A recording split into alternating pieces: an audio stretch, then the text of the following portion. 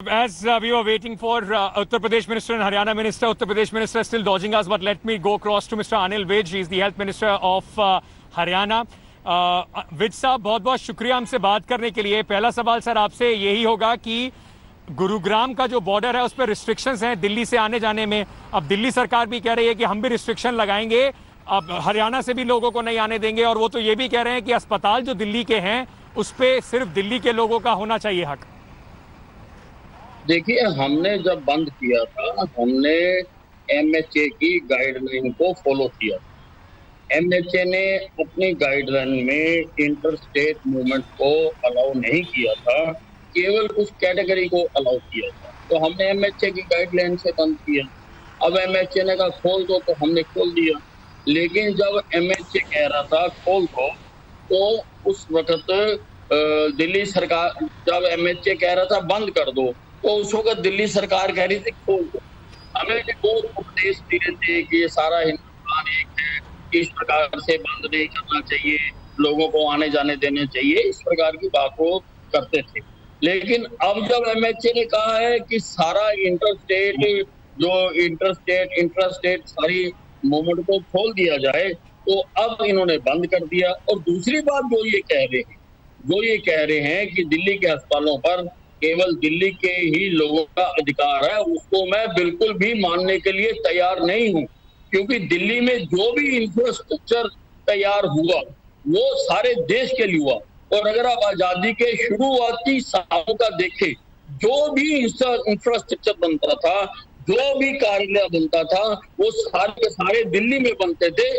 दिल्ली के इंफ्रास्ट्रक्चर के ऊपर दिल्ली के एम्स में कन्याकुमारी से लेकर कश्मीर तक के लोग आते थे। और आज ये कोई दिल्ली की सरकार ने थोड़ा वो क्रिएट किया, केंद्र की सरकारों ने क्रिएट किया हुआ है। जो दिल्ली का इंफ्रास्ट्रक्चर है, जो दिल्ली का अस्पताल है, जहाँ अन्य जो भी संस्थान हैं, हर प्रकार के संस्थान दिल्ली में है। कल को ये कहेंगे कि सारों पर केवल दिल्ली के लोगों का अधिकार है, कैसे आप कह सकते हो? क्योंकि सारे जो अस्पताल है उनके ऊपर दिल्ली के लोगों का अधिकार है। विज साहब, मुख्यमंत्री ये भी कह रहे हैं कि दिक्कत यहाँ आ रही है कि जो हरियाणा है या उत्तर प्रदेश है, वहां की जो सरकारें हैं उन्होंने अपने यहाँ तो हेल्थ इंफ्रास्ट्रक्चर डेवलप करा नहीं, उन्होंने अच्छे अस्पताल बनाए नहीं, और सारा लोड अब दिल्ली के ऊपर आता है। उस पर क्या जवाब देंगे सर आप उन्हें?